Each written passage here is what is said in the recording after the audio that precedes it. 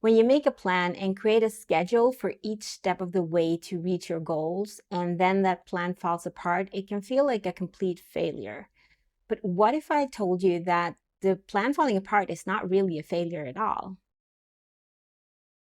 Hi, my name is Valentina Nordberg. In the channel, I'm learning how to use AI to implement it into my business. If you like this type of content, please subscribe and follow along. I'm one of these people that like making plans, and I started out this summer with this magnificent plan.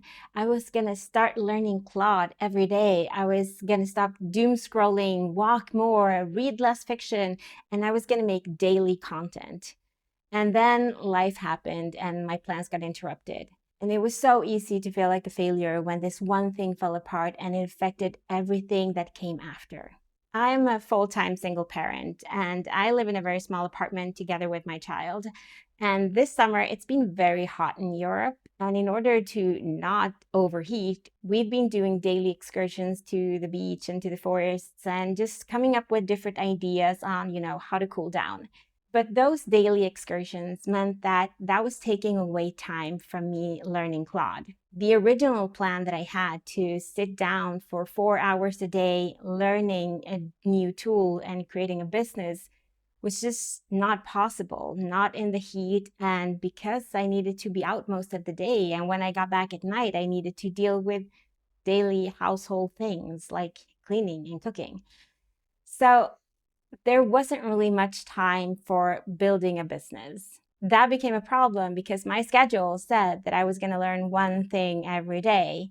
When I missed one day, I didn't really think much of it because I would catch up the following day. But then the following day was the same thing, and the day after, and the day after that. And it sort of became this thing when it felt like I was never going to be able to catch up. The schedule I set for myself was ruined and I was really devastated, and I felt like complete failure because I wasn't able to do this one thing that I set for myself. I think that's a pretty common feeling for people to have, that if you have a list or a schedule and you miss one thing and then the next, that you'll never catch up. The thing that I had to sit down and realize was that the only pressure there was coming from myself because I'm starting something new and there's no one to show up for except for myself. So the pressure that I was setting was self-inflicted, and I had all the power to change that pressure. So I did, because the next thing on my schedule was to start a YouTube channel. And I figured that's okay. If I haven't learned Claude, I can at least just start talking on camera. I can do that. I'm learning.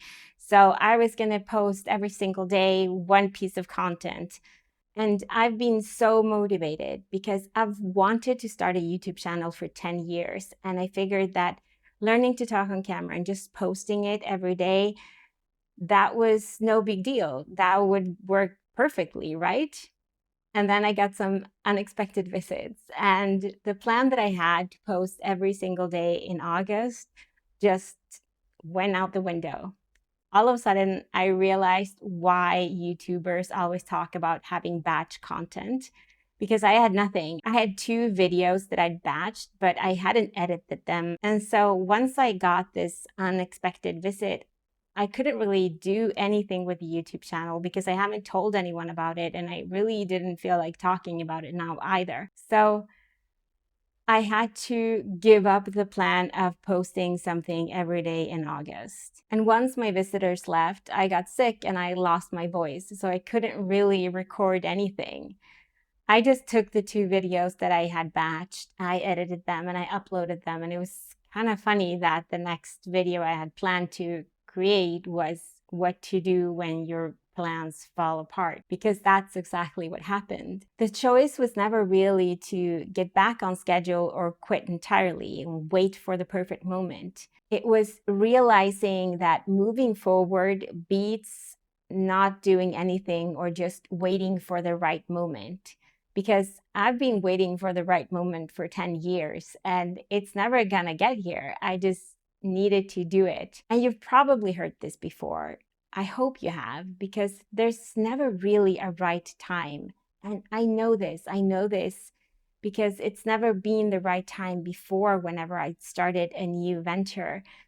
but I keep forgetting it. And it's something that it's worth reminding, because when things feel like a failure, there's always the option of prioritizing one thing over the other. If you can't do everything that you've planned, doing part of it and just making sure that that needle moves forward just a little bit is still better than doing nothing. For me, that is YouTube. I am moving forward, even though I did miss 5 days where I didn't post, even though the original plan of what I wanted the YouTube channel to be about ended up having to go in a completely different direction.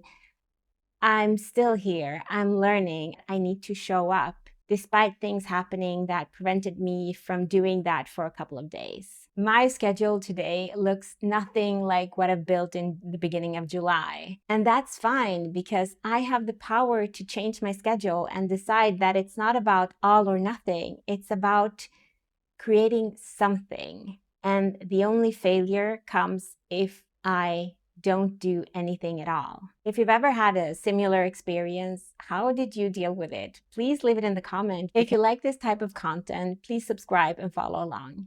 Next time I'll talk about building a business when you don't know what you're building. I'll see you there. Bye.